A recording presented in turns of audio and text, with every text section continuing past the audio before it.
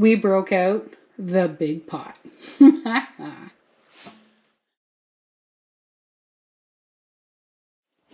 So, we have a canning jar. Actually, we have a lot of canning jars. We have a canning job to do tonight, so I'm going to be using up some of the actual cans of stuff. So, good day. Now, I was going to say good morning, but it's no longer morning. So, I was going to give you a pantry tour to show you everything that we've made this season, but there's actually still one big job that I just haven't had the chance to do, and that is to make the base for chili. So what we're going to do today, we're going to chop up mushrooms, onions, peppers. I've got some cans that I actually want to use up, and we're actually going to make a chili base. Basically, you just make it up. When you're ready for chili, you just add beans, lentils, beef, chicken, whatever you want. Fabulous dinner. So, let's get to chopping. Let's get to opening cans. Let's get to cooking. All right, so far this is 2 cans of diced tomatoes, 2 cans of plain tomato sauce, my last can of the onion, herb, and spice tomato sauce, and 1 can of crushed tomatoes.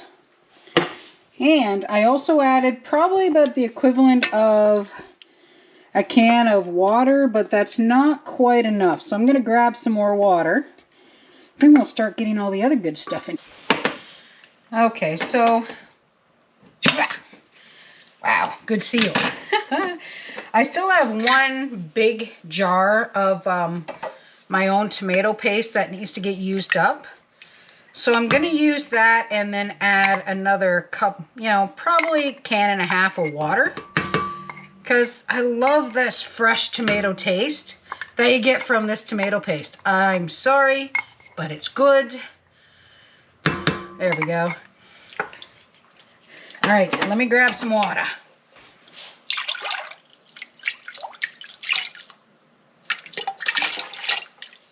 There we go, 2. There we are. Alrighty, let's get some veggies in here. So we're using some of the frozen celery that we cut for soups and stews for the winter. And yes, everything's going in here raw. I'm going to be pressure canning it, so I don't want the veggies to totally fall apart. This is going to simmer probably about 2 hours. So celery is in. Let's go get all the rest of the veggies. One of the things that I like to buy are these naturally imperfect peppers and things because they're cheaper. I mean, you're cutting them all up anyway. Why do you have to worry about if they're pretty, right? Alrighty. Nothing wrong with them. Not wilty. Nothing like that. Okay. There we go. I'm not exactly sure how many peppers we're going to put in, but we'll start with 1 of each color.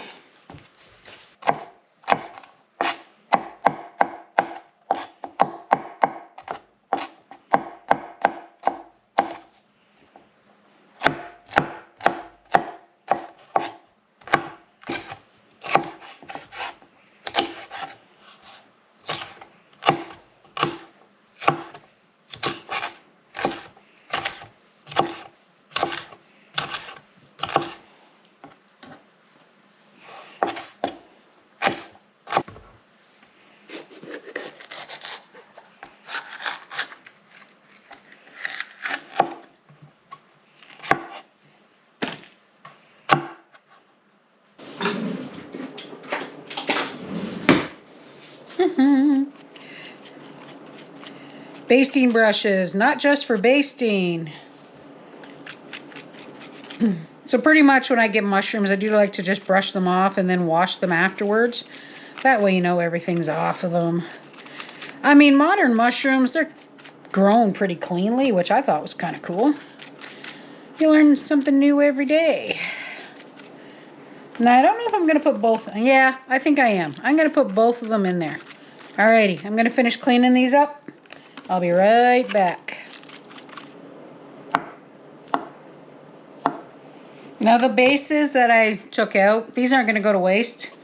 I'm gonna put these in the paper or the plastic or whatever this thing is. And I'm gonna be making a mushroom omelet for my breakfast tomorrow. Alrighty. Woohoo! Mushrooms done. Time to get the onions. So I still have got a couple of big yellow onions and then that last big red onion that we got from Kathy from the farm there a while back. So let's clean these up and then I'll see how many more peppers and if I am actually going to use that other thing of mushrooms. I probably will. Indecision. So I want to get at least 8 1-liter jars. That's what I'm shooting for. That's what I'm hoping for. So I guess we'll find out. This is what happens when you cut onions. All right, I gotta go clean my face. Then I'm gonna finish cutting these up. Okay, are you ready for this? We have got 3 cans of tomato sauce, 2 cans of diced tomatoes, 1 can of crushed tomatoes, 1 large jar, so 250 milliliter jar of tomato paste, 3 cans of water, 2 pints of chopped mushrooms, 4 peppers, 2 white onions, 1 red onion, and about probably a cup and a half of chopped celery. Whew, that's a lot of stuff. And I actually don't think there's actually enough tomatoes in there, but I have to think about that. Okay. Now comes the fun part. That's coriander. Oh, that's the last of the 1 chili. There's the cumin. Excuse me. Alrighty. So I have a few bags of herbs and spices that I definitely need to use up. First things first. This is not all the chili that we're going to put in. So this is chili powder, but I need to use this one up. That's about 3 tablespoons, give or take. Cumin. We're just going to put in just a big spoonful. I mean, I like cumin, but it's, I find it can get overpowering, so I don't know why I took the coriander out. Ooh, it's starting to bubble. Nice big spoonful of oregano because it tastes good. I'm breaking out my stash of the smoked paprika, which I can't get out. There we go.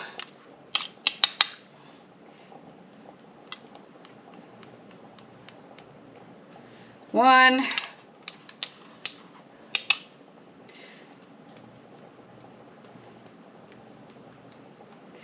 There we go. Woohoo, good stuff. Black pepper. Garlic scape powder. Because I didn't actually put garlic in here. So a fair amount of garlic scape powder. I'm not putting a lot of salt because of course I'm using the jarred stuff, but you need some salt to bring out the flavor. And back to the other chili, and we'll add the rest of the chili that we want in here. There we go.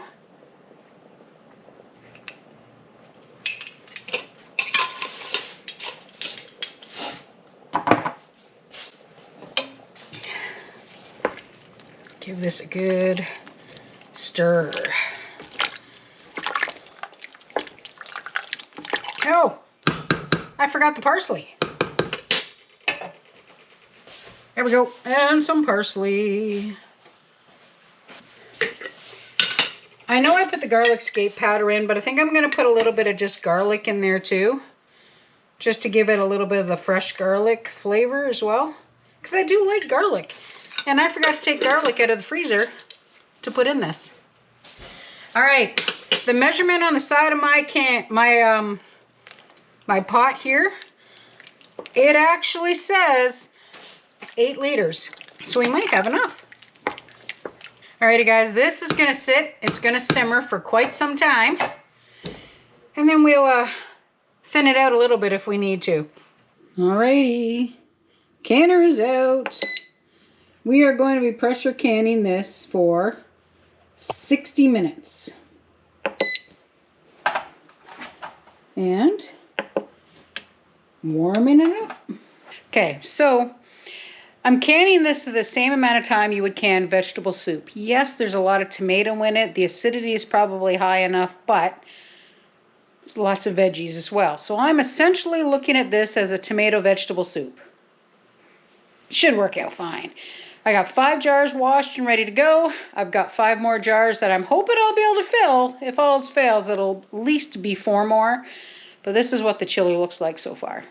The veggies are cooking. I was still debating on putting 1 more jar of tomatoes in there, but I think it's actually pretty chunky and I like that. So I've added some extra water, so I'm still 8 liters according to that. And yeah, I'm hoping to get 9. We'll see what happens. So I'm just waiting for the canner to warm up and then we're gonna get this stuff in jars. All right, canner is ready. So let's get these first 5 jars done. Now, like I said, I'm hoping for 10 jars. If I get 9, I'll be happy.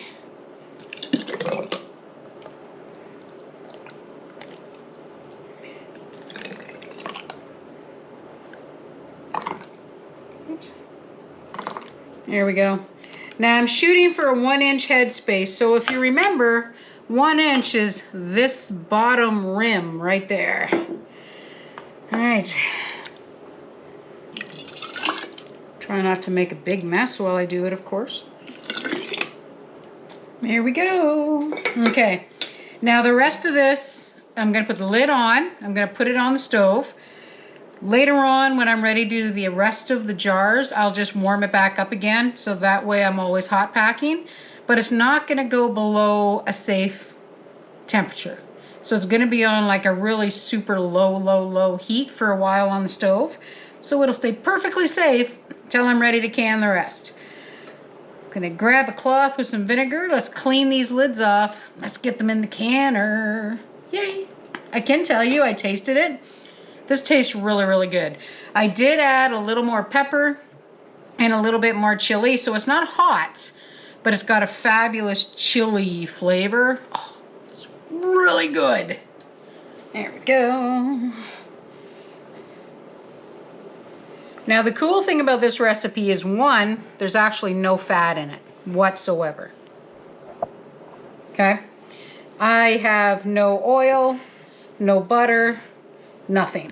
All I did is I just put all the ingredients in the pot and I've just let them simmer for a couple of hours. And oh, it's perfect. Get everything. There we go. Oops, just a minute. Oh, there we go.